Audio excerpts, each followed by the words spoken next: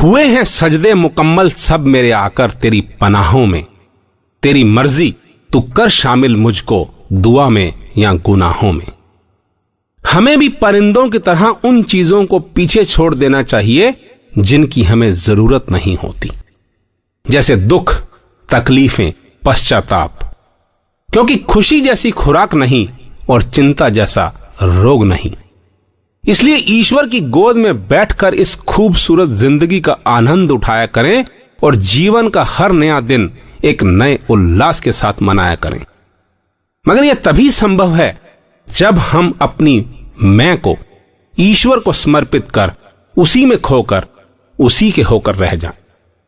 और मेरे कुछ ऐसे ही विचारों ने समर्पण किया मेरी लेखनी के समक्ष, जिन्हें लफ्जों में लपेटकर मैं समर्पित कर रहा हूं आपको अपनी इस कविता समर्पण के माध्यम से।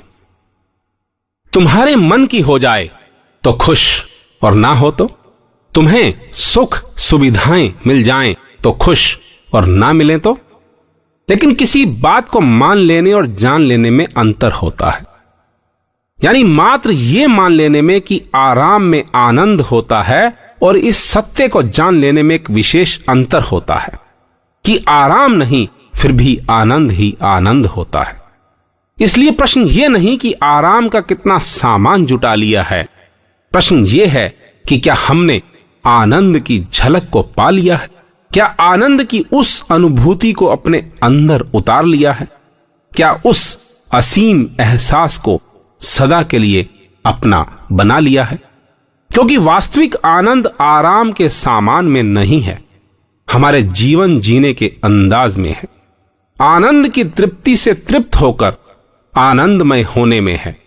हर पल, हर लम्हा, हर हाल में आनंदित रहने में है।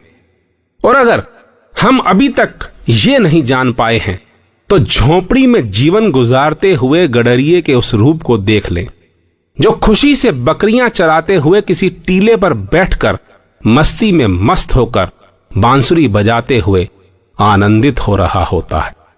इसलिए सब कुछ पा लेने में आनंद नहीं, आनंद मिलता है समर्पण से, सच्चे समर्पण से। और समर्पण यानी शेष कोई आकर्षण, कोई इच्छा, कोई प्रश्न नहीं, बस उसका हो जाना, उसमें खो जाना और परम आनंद को पा लेना, परम आनंद को पा लेना, परम आनंद को पा लेना। बस इतनी सी थी मेरी ये पेशकश, मेरी किताब नजरिया की चंद चुनिंदा कविताओं में से एक। दोस्तों, जिंदगी के विभिन्न पहलुओं और महत्वपूर्ण बिंदुओं पर टिकी मेरी प्रत्येक कविता की अपनी अपनी ज़बां, आत्मा, दिल, दिमाग, शरीर, भावनाएं और मर्यादाएं हैं। ये निश्चित रूप से आपसे जुड़ी कुछ ना कुछ बात कहती अवश्य नजर आएंगी। हो सकता है इनमें से कुछ एक, उनका कोई अंश, पंक्ति, भाव या शब्द साक्षात रूप धारण कर आपके समक्ष खड़ी हो जाएं, आपसे कुछ मांगे अथवा कुछ पूछ बैठें। और बस यही है मेरा प्रयास, मेरा नजरिया, क्योंकि नजरिया है अपना अपना। बहरहाल आपके नजरिए का मैं हमेशा की तरह स्वागत करूंगा और इंतजार भी, मगर इस बार अपने मोबाइल पर, जिसका नंबर है 9911222398। धन्यवाद। आपका दिन शुभ हो, मंगलमय हो। अपनी दुआओं में मुझे याद रखिएगा। आपका अपना राजेश हांडा। राज राज राज।